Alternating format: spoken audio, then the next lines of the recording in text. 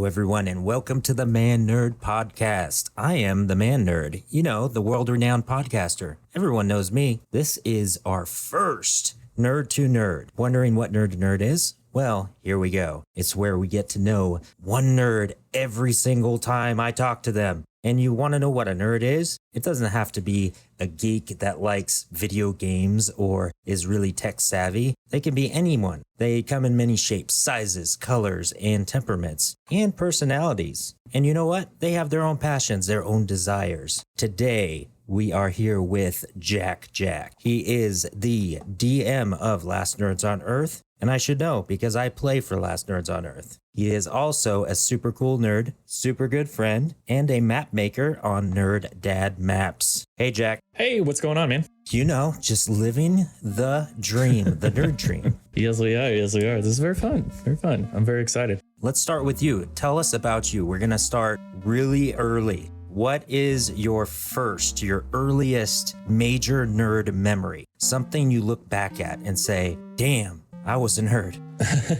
My earliest one all the way back, I think it had to have been probably when I was like 6, maybe younger, when I saw Star Wars for the first time, like the original movies. I remember I was at, I think, my grandparents' house on my mom's side, who aren't even alive anymore. And we were just sitting on the floor and I was watching this movie just sort of unfold. It was, I don't think it was A New Hope. I think it was Return of the Jedi, and they were flying. I can very distinctly remember they were flying through Endor, just on the speeders, and they were fighting the Empire and all the stormtroopers and everything like that. And I thought, I didn't have any like real thoughts about it, but I was just so drawn into that I think really started to set the stage for my interest and passion in like sci-fi, and that eventually led and bled over into fantasy. Absolutely. Of course, that movie was one of the top.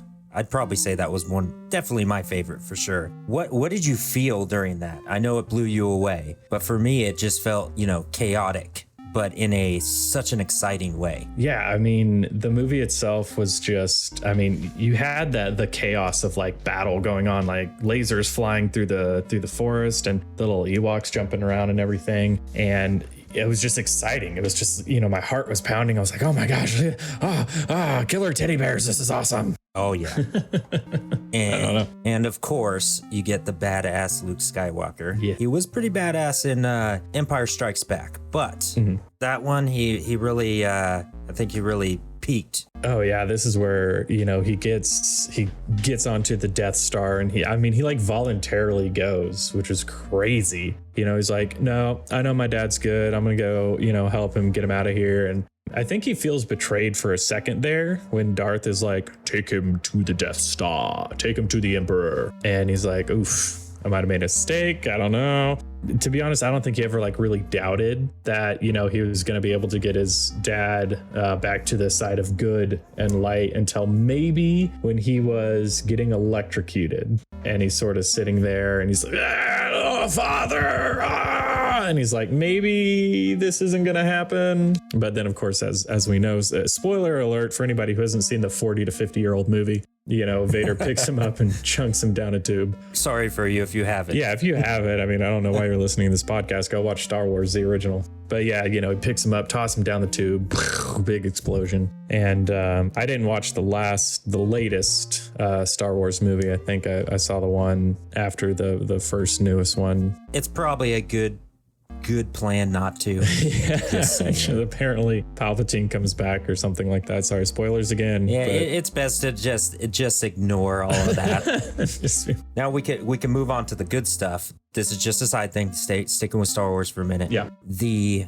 Mandalorian season 2. Okay. Did you finish it? No, I haven't finished it. All right, so we can't. Then I cannot talk about this. I can't ruin because it's such a big spoiler. Well, such a big spoiler. But spoilers ahead for those of you who have not seen it and have not gotten any memes or anything like that from it. But I know Luke makes an appearance. Yeah, and he makes an appearance in a way that is his true potential. Okay. And it's like, holy crap, he is as powerful as his dad, maybe even more. Hopefully we get to see more. Here's hoping. Yeah, because I've heard a couple of things. Like, I only got it spoiled for me about him showing up, but you like read the books or do some, I guess, a little bit of research, you realize how powerful Luke Skywalker actually is, and how strong he is in the Force and everything like that. And the movies just don't do it justice, for how like connected he is to it and how powerful he is. And so it can be a little frustrating watching this, this kid, go through and he's like, oh, I'm super powerful. And you're like, okay, whatever. But then you actually figure out, yeah, he's a fucking badass, dude. Sorry about cursing. Yes, I don't know if we can curse on this or not. You can do whatever the hell you want. Fuck yeah, all right. I'm going to curse way worse than that. All right, good. It's got to be natural. Gotta be all how that natural, is. man. All right, so let's move into, obviously you have a Star Wars obsession. I don't want to get too far into it, but yes. So what are a few of your top tier nerd obsessions? Okay, well, we know Star Wars. I think Lord of the Rings is pretty strong there. I've done a little bit of reading. I'm not going to say I know everything, and I'm going to say this, and it's going to piss a lot of people off, but I haven't read the Silmarillion. I can't pronounce it either, but I haven't read it. I have not either. Okay, but I have it. Okay, well there you go. Well, you have no excuse then. Yep. Now, I actually have the hard copy. Oh wow, there you go. But yeah, I like Lord of the Rings. I've read the books, I've obviously seen the movies, and I've done like I browse on this website, and they every once in a while an article will pop up that somebody's written basically all this historical information about different things of Lord of the Rings, like the Rohirrim, Galadriel, and like her sort of like lifespan, and exactly. And the whole there's like a cut in the movie, like a behind, not a behind the scenes, what am I trying to say? A deleted scene where Legolas asked Gimli, he's like, so what did you ask from the Lady of the Woods, or what did she give you? He's like, well, she didn't really give me anything, but I asked for just a single strand of her hair, and she gave me 3. And the significance of that is that there was this guy who was like trying to, get with Galadriel, and he asked her 3 times for a single strand of hair, and she never gave it to him. She was like, nope, nope, and nope. And then so when this spunky little dwarf comes up, and he's like, so blown away by this elf, and he's like, I just want a single strand. She's like, here's all 3 that I refused that other dude. I thought that was pretty funny. I did not know that. There you go. That's actually pretty cool. Little info. I really enjoyed that whole relationship. I get all gooey inside for sure. Oh yeah, absolutely. And then I guess the other thing that I'm getting into now is, and this might rain down on me a little bit, but I'm getting into maybe not playing so much, but Warhammer 40K has like this just massive amounts of lore. Like they have one book series that's sort of, I guess would be considered the main vein of the universe of Warhammer 40K, and it's like 53 or 54 books long, and it's still going. And so wow, yeah, I'm on like book 5 or something like that, called Fulgrim, and it's pretty intense. Like it's just, and like I said, I don't intend to play the game, just because 1, it's pretty expensive to start, and then 2, actually finding people to play, and then 3, like honestly, and people might get mad at that, but like actually playing it seems kind of boring to me. You basically, if you've never played or heard of Warhammer 40K, you have 2 armies, and there's different rules and everything for each unit, and then you roll a bunch of dice, and that determines attacks versus defense and how much damage is done, and each unit can suffer a certain amount of damage, and each person has like abilities, and there's different styles of play and everything like that. And so it's not necessarily the complexity of it, I think it's just more the pace of it doesn't really line up, which is funny because D&D can be considered slow too. Yeah, and I could say that, it sounds to me like I have not played Warhammer, don't really know much about it, but it sounds like that could be somebody that's really into strategy. Yeah, like, for sure. Like strategic games like chess. This would be like so in depth. You're like, you are the commander. Yeah, absolutely. And you see things fold out. Yeah, like if you like playing Stratego, yeah. Like I'm more of a jump in and action kind of guy, but for sure. And of course, mean, we all have our own thing. Yeah, and D&D can be considered a little bit slow, but at least everybody's involved all the time, unless of course the party splits up. Like you can jump in at any time and say, hey, I want to do this, or I try this or something. Whereas, Warhammer, this person has 10 units and they have to go through, do I want to move, attack, or whatever, and blah, blah, blah, blah. So it's, for my ADHD rattled brain, it's not for me. Not so much. Yeah, not so much. All right. Well, I did not know about the Warhammer. I know you were doing the The figurines, painting the figurines. Oh, yeah. I tried to paint Kind one, of. and it turned like I still want to keep painting them. Got it. Just like with the time to do stuff is not high on my list. And I tried painting one, and it just looks so bad. Like not even like I'm being hard on myself as an artist or something like that. It legitimately looks terrible. And I haven't posted a picture. I think I sent it to one painter friend on Twitter, and he was like, maybe you should watch these 17 instructional videos. I was like, maybe I should. Jesus. So yeah, I'll try that here. Maybe you should wait a few years and say your daughter did it. Yeah. Oh, look, Elliot did it. She's so good. Only 3 years old, and she's already doing this at a 5-year-old level. All right. Well, let's get into the meat and potatoes.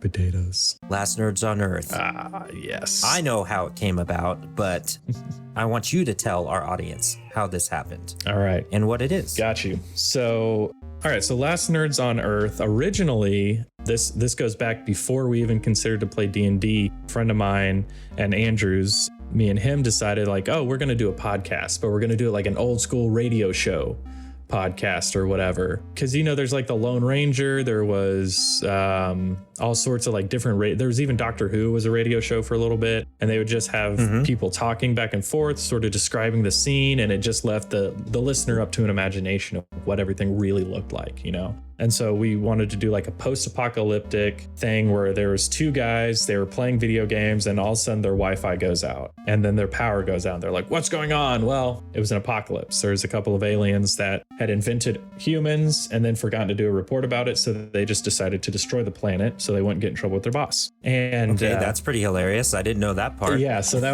was the like startup. That's the whole reason there is an apocalypse, is because there were 2 aliens, and their assignment was to cultivate a race on a different planet. And we do a whole bit in the beginning, and they're like, oh crap, that report's due Monday. And it's like, I can't do that. I've got Jerry's thing that I've got to go. I've got his wedding I got to go to this weekend. Like, crap. Okay, well, let's go check it out. I mean, how bad could the report be? They go there, and it's not just monkeys or whatever anymore. It's whole cities or whatever. And they're like, this report's going to take forever unless there's no planet to report on. So they fire a giant laser beam, destroy the planet. We follow these 2 nerds around, and they're trying to, find their friend. They're trying to, make sure their families are okay. And we only did 1 episode. Like, we got together, we wrote it out, we recorded 1 episode, and we wanted to call it Last Nerds on Earth. And we looked it up, and there was a comic book from like 2014 of like maybe 2 panels or 2 pages or something like that. And so we're like,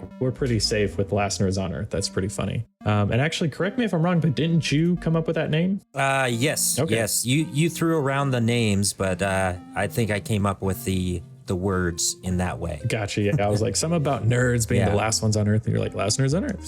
So yeah, Andrew has a writer's credit there. And so, we did 1 episode, and then we just didn't have either the drive or the time to really get back together and do any more. And I actually sat down and I did a short edit of that episode. But anyway, so me, Andrew, and Mike, Mike was the friend of ours. We all worked together, and we had been listening to these different podcasts on D&D. We listened to mostly was Dungeons and Daddies. And then we also listened to the Adventure Zone. Yeah. And, I started in on Critical Role a little bit, and we decided like, hey, let's play Dungeons and Dragons together. That'd be fun. And, so we wanted to get together and do it. But then we decided, we were like, why don't we do the whole podcast thing? And this was before COVID, before everything like that. We were just 3 dudes. A little bit before, yeah. I mean, it was before when we decided to do it. I mean, there was reports in China, but that's about it. Yeah. Yeah, there was the big push, though, when everybody had time off. Everybody's like, I've got a year off. Let me write up a podcast and do it. That was fun. So we got together and we were like, well, we can play with just, 1 dungeon master and 2 players, but that's hella boring. So I jumped on Roll20, and I was like, hey, we need, a few people to play Dungeons and Dragons. And I got probably about 50 responses. And the main thing I was looking for is, how long have you been playing, and what's your schedule like? Because whoever applied, their schedule had to match up with ours. And so that was the big deal. And I didn't want any players who have been playing it for like 5 or 10 years, because they'd probably be bored with my style of dungeon mastering because it was very new. I was very new at dungeon mastering. And we ended up with John and Chris, who go by Cube and Rain online, but they play Cube and Sky. Cube and Sky, that's right, Cube and Sky. Cube plays Aligrax Dardendrian, and Sky, you might have guessed, plays Rainstorm Star. And so those are our two randoms. And you know, we got pretty lucky because we've been doing this for about a year now, and we've had some minor scheduling issues. I would say minor, you know, just given the general working of most Dungeons and Dragons groups, which don't make it past 2-3 months. You know, I mean, we're still going. And I mean, like I said, it's been a year, and we've been playing the 5 Crystals campaign that I'm writing, or I say I have written and am currently writing. And the Last Nerds on Earth was just sort of our company brand, whatever you want to call it. We're not a LLC or anything like that, but no, just the podcast. Just the name at this podcast. point. But you know, we had a plan to maybe release other stuff in the future. We didn't exactly know what, but we definitely wanted to have like maybe we do another campaign later down the line or something like that. And so we wanted to have the brand name and then the campaign name be separate. And the campaign name is very cheesy after being in the world of D&D for like, you know, more than a year really solidly. I realized the 5 Crystals is hella cheesy. Yeah, but sometimes simplistic is the way to go. Absolutely. I mean, I still enjoy it. It's our campaign, man. We do whatever what we want. we are. Do whatever we want. On that same topic, how many times have you changed the storyline due to the choices of the players? Oh, man. No spoilers for me since I still play the campaign. Oh, man. Let me see. Okay. Quick question. Major changes or minor changes? Or just total? Major. We know there's a lot of minor, but major. There have been... I know one of them. I think there's been like 8 or 9 major changes to the campaign based on y'all's decision-making skills. I didn't think there was that many. There's quite a few. And I wish I had, because what I do is I have a Google Doc that I write stuff out on, and I'll go back and change it. I'll like delete stuff and change it. And I really wish I had like the original material that I had written all the way out. But yeah, I mean, part of it is, you know, I wrote out like the whole campaign from beginning to end in a very broad fashion. But then I wanted to incorporate y'all's backstories. So then, you know, you guys are like, well, I want to go over here and do this. And I'm like, there's nothing there. There's nothing there for them. And then you go and do something. And I just have to either create it up on the spot or just stop you guys, which I've only really had to, I don't think I've ever stopped you. I think you made it so we'd know, like, okay, that's not going anywhere. But yeah. I think we've created some things out of that before that were unexpected. Well, yeah, like when, I'm just going to say when your character... Spoilers. All I'm going to say is when your character was in Waterdeep and made a decision to go away from the group during a planning phase. That's it. Yep. That entire thing I had nothing to do with. Oh, that was all you. I know. I know. At that point, you know, it was one of those, they're not making me part of the plan moments. I'm going to do my own thing. I'm going to do my own thing. Yeah. And it worked so well. You gave that to me, though. You definitely went with it, and I wasn't expecting it to go the way it did. It worked so good. Oh my gosh. Because if you hadn't done that, there was like a key like point of the story that would not have happened. That was only created because you chose that path. So like, oh yeah, like there was this amazing like sudden tension after that reveal, and there was like the sudden like tension in the story. Like you suddenly have something really, really important to do. You have to go save the day, and that wouldn't have happened if like just these random choices that you guys do. Yeah. And so I'm not going to take all the scones. No, scones was part of that. the fucking scone bandits. Okay, so we're going to get off this because it's a lot of things that people might not know about. Yeah. So they're just going to have to listen. So you have to go to lastnerdsearth.com and then click on one of our links, go to Spotify, go to Google, whatever you listen to your podcast on, and just check it out. Everything, y'all. It's everywhere. Couple more Last Nerds on Earth questions. Who's your favorite player character? Who's my favorite player? Kidding. Your player character, one of us. I was kidding because that's unfair. Okay. Who's your favorite NPC? My favorite NPC, that's super tough. That's really tough. I'm going to say their names. It won't spoil anything. I really like Lady Bianca. Yep, she's good. I like having a strong female character in stories because I'm not saying they're easy to write, because what either happens is they become over masculine and they lose all their femininity, or they're way too feminine and they're like a damsel in distress type of situation, right? So it's really hard to write one. And I think, I'm just going to toot my horn, I think I do a pretty good job of making a strong female character, and I love having her because she's pretty sassy and I like that. She was really good.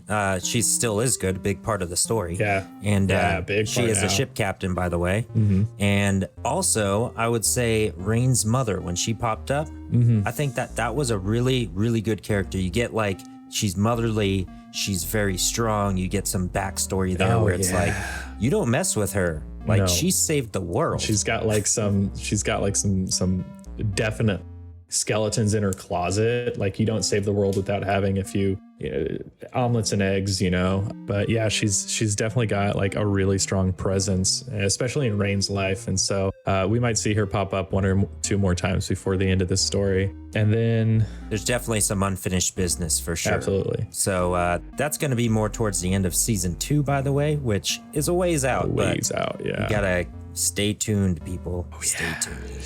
And then I think a crowd favorite is Loki. Oh, of course. Yeah. He's one of my favorites. He's such a freaking goofball, and he's almost like the Doctor from Doctor Who in certain ways. Just astounding. way more childish and dog-like. Way more childish than dog-like, yeah.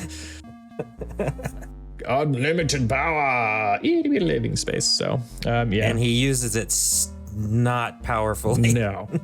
Well, who knows? We Not don't at know what all. he's doing on whenever he's not in the story. So, Yeah, who knows? Yeah, he does kind of have a TARDIS thing going on, doesn't yes, he does. Yes, he does. His shack. His Yep. shack. Yep. So, Okay. So my next question is just going to move along onto your map making. So you recently started doing this, right? yes, this is something that started out as a necessity for our campaign, because up until maybe, I don't know when, but we were doing combat completely. We were doing combat and everything completely theater of the mind. And we're not like hardcore on our rules, but like distances are kind of important. So I decided I'm going to go ahead and start making maps for us to use in our game. And then I fell in love with it. I really like making maps. It's like you get to create a whole new world like every single time. And it's a lot of fun. And so I tried to, or I'm trying, I guess, to turn it into sort of a money maker. A little bit of money would be nice. And so, yeah, I've got Oh, that's definitely a possibility. I've seen your recent maps and they're getting really good. Well, yeah. I even commissioned him for some of mine for a little one shot. So, Dude. which we'll probably listen to on here at some point. that'd be fun. On the ManNerd podcast. Yes, let me know. But yeah, the map that I made for you was so much fun to do. Like so many like intricate, tiny little details that I had to figure out, because or maybe I shouldn't say anything about that. It's okay. Okay. It's okay. You can say Gotcha. it. It's general. That's like the main theme of it. So no worries. Gotcha. So like the world or the area that he wanted me to create was a mall, and the problem is the map maker that I use, everything is stamps, right? So you stamps and then brushes and stuff like that, and different like stuff like that. So it was really hard to find like fantasy stamps and make them into modern things. I won't go into too much detail, but it was definitely a challenge to do a lot of this stuff. You'll notice that and this is just more for you, is like there's no clothing stores in there, because I couldn't find anything that would make sense for clothes. Most malls have about 50% of their stores are clothing stores. I mean, they're big department stores, mostly clothing, but there's no clothing. Some of these in there. shops could be considered clothes. Magic. You can magically create. Clothes. Have magic clothes. It's whatever you want to do. Yeah. It is an imagination. Now, how does it feel making a map for your campaign compared to making a map for an idea like the one I gave you? So what's the difference there?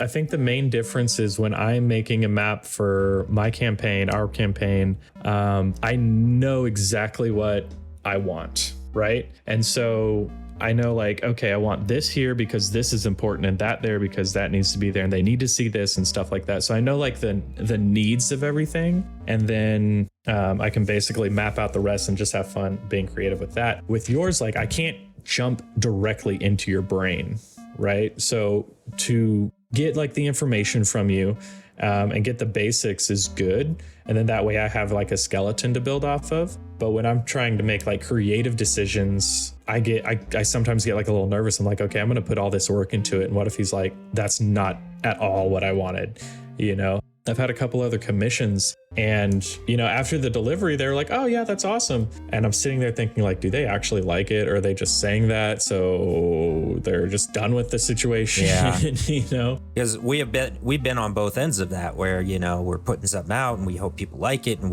people say they do. And then we know some people do, but also we've been on the other end where we get a commission and then you're like, crap, I don't want to be an ass about it. I don't, but like, it's not really what I wanted. Yeah. Darn it. Maybe the timeline's not what we thought it was going to be. So we're expecting it maybe within a month or something like that. And you know, we don't get it for like 2 or 3 months or something. And we're like, what is going on? Yeah. Well, I got to plug in that I've had a couple recently where they might listen to this, but I was very cool about time frame. So this is not about you guys. You're good. Your work was stellar. Okay. Oh my gosh. I know who you're talking about, man. Oh my gosh. That was like for the arena. Great artist. Oh my God. That was amazing. For the arena and of course for the ManNerd. Oh yeah. Oh, I don't think you've sent me the final for that. So you need to. I did send you the final. Oh, did you? for that. Okay. I thought you said that they were going to add some more stuff, but awesome. So yeah, that looks so good. No, that was the main one. It's so good. Okay, so we're starting to run out of time here. So let's hear about where we can find your maps. Where can they get them? Can they get free ones? Can they give you all their money? Yes. How does this work? Yes, they can. So I think my main method of communication is probably Twitter. I've been a little bit light on it lately, but that's sort of where I go to post some of my more recent work and, you know, communicate with people who might need commissions or anything like that for the most part. And that's just twitter.com/ or I guess it's that little @ symbol, the ampersand. Is it ampersand? Whatever. @ symbol. It's at. Is it? Okay, good. What the fuck is an ampersand? Oh, that's the little shift 8. Gotcha. Anyway, at Nerd Dad Maps. That's all. Nerd Dad Maps. And you'll find me. I've got a goofy looking picture up there just for fun. I'm also on Patreon, of course, patreon.com/ nerddadmaps. And then I think I have an Instagram that I do not update at all. And just like me. I've got like 30 followers or something like that. And I keep getting like a follower about every week and a half, 2 weeks or something. You're like, what? I'm like, why are you following? I haven't posted anything in 3 months, but that's a good spot. And then I also have a Fiverr, which I'm going to pull it up. Sorry, let me mute myself real quick. Well, I'm sure you have, just to make it easy, you probably have your link on your Twitter, don't you? Yeah, I do. Yeah. So yeah, check out my Twitter and then. Yeah, so you can get to everything from there. Yeah, my Fiverr has like basically if you go through Fiverr, that's the amount that you're going to pay, but you'll also get the quality of work that it is. Now, if you want something more extensive than, you know, what's being shown or what we've talked about, then we'll have to go outside of Fiverr. Otherwise, everything's done automatically. And, you know, the pricing is also going to be what it is. So, So basic commission. Yeah, basically. Yeah. I mean, like I'll do a quick world map for you and it'll be really good. But if you want fantastic, exceptional, then we need to talk outside of Fiverr. Oh yeah. Just like a real artist. That's how it works. That's how it works, man. All right. Well, it was nice talking to you, Jak Jak. Yeah, it was good talking to you too, man. Before we go, do you like to be called Jak Jak, God, because you're basically the god of the 5 crystals? Jack is fine. I have Jak Jak as sort of a screen name on a few things. That's fine too. I'll answer to that. I probably won't answer to God just because I'll be hella confused about who you're talking to. But yeah, Jak or Jak Jak's fine. All right. Well, one thing I'm gonna start doing on this very first episode, on the outro, while the music's going, we're gonna do a outro challenge. Oh, okay. I'm gonna challenge you to start with a outro, just, you know, a one-liner, and then I'm gonna throw one out too. A one-liner outro. Hey, you ready? Okay. Yeah. I think so. I think I'm gonna. All right. All right, let's do this. Let's go, man. Thank you for joining us on The Man Nerd, where men are men and nerds are nerds. Damn, that's really good. Sorry, man. Catch you on the floppy flip. That's a good one. I like that. That was mine. Yeah, it was terrible. That was a Rick and Morty kind of. I'll have a pretty good one next time. Yeah, sure. All right, well, see you later, and we will, we'll talk to you again. We'll talk to you again about your map making and everything else. I can't wait, man. See ya.